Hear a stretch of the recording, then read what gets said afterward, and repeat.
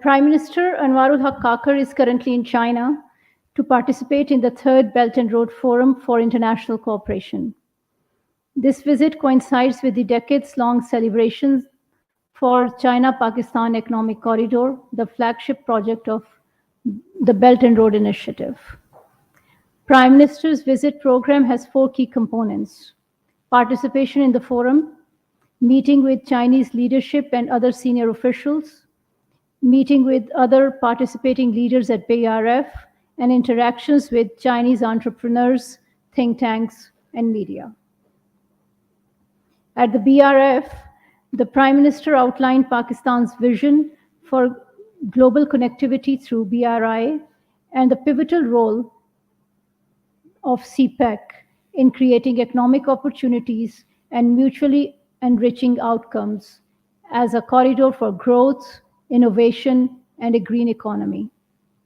He called for a united global response to address transnational challenges and urged investments in transportation, energy, and the digital economy to bridge infrastructure gaps in the developing world.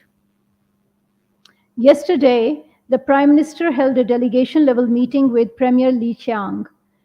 The two leaders reaffirmed and agreed to further strengthen high-level dialogue and engagement, and also agreed to deepen political, economic, education, science and technology, cultural, and people-to-people ties.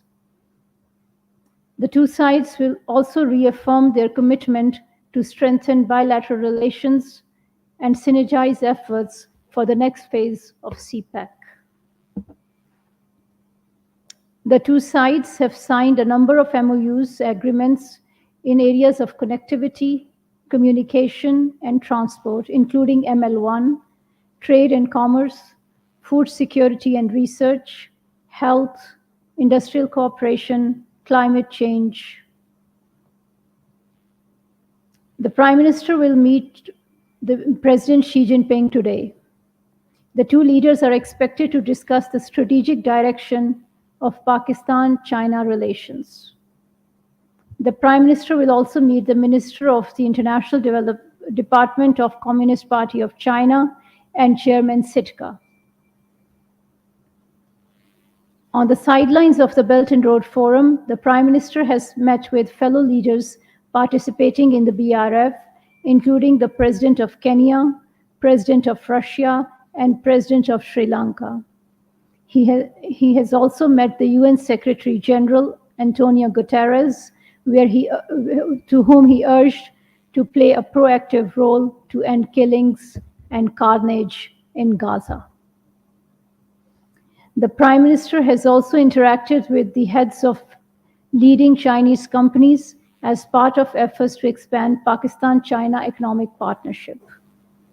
In these meetings, he has emphasized Pakistan's vision for sustainable development and measures taken to facilitate investments in Pakistan.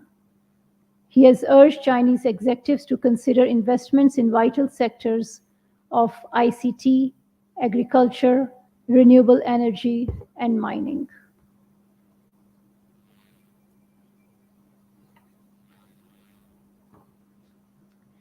The Prime Minister will travel to Urumqi, China from Beijing tonight, where he will meet Party Secretary Ma Xingrui and influential Chinese corporate executives and deliver a speech at the Xinjiang University. He returns to Pakistan tomorrow.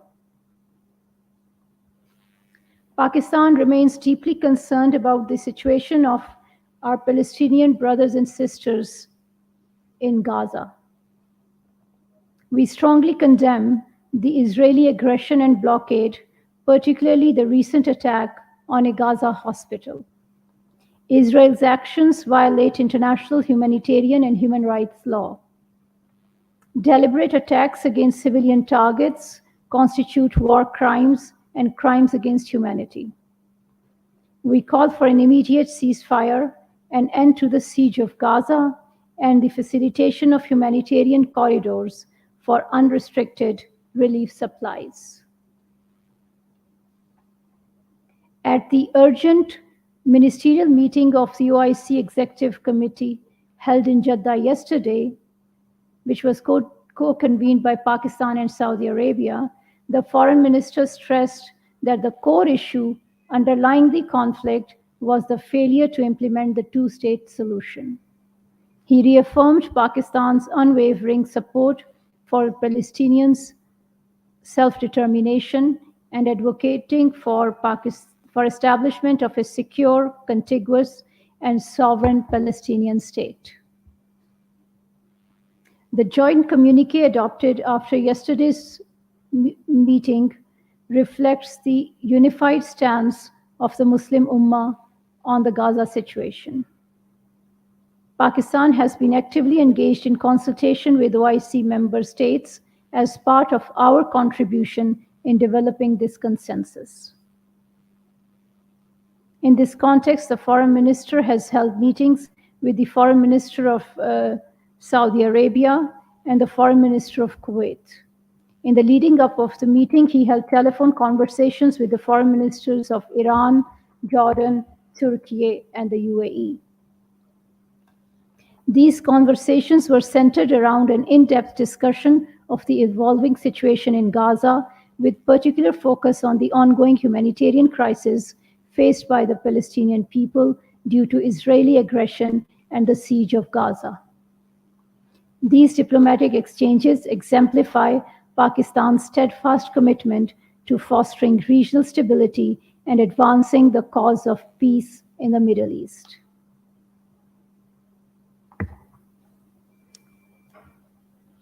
Given the critical humanitarian situation in Gaza, Pakistan is sending humanitarian assistance for our Palestinian brothers and sisters. A chartered aircraft carrying 100 tons of essential medical supplies, tents, and blankets will depart from Islamabad to Egypt this afternoon. From Egypt, these items will be transferred to the people of Gaza. Meanwhile, in our part of the world, another oppressed people continue to suffer at the hands of the Indian occupation forces in the Indian illegally occupied Jammu and Kashmir. Restrictions on a large number of political leaders and religious figures continue to remain in place. Last Friday, the Indian authorities sealed Srinagar's historic Jamia Mosque and placed one of the most prominent Kashmiri leaders, Mirwais Umar Farooq, under house arrest. Mirwais was released only a few weeks ago after a prolonged house arrest of 4 years. Closing down Srinagar's Jamia Mosque on different religious occasions has become a norm for the Indian authorities, just as they continue to impose restrictions on Eid prayers and Muharram processions. We urge India to bring an end to the curbs imposed on political and religious leaders, activists, journalists, and human rights defenders in IIOJK. Pakistan will continue to support our Kashmiri brothers and sisters until the realization of their right to self-determination as enshrined in the UNSC resolutions. I thank you.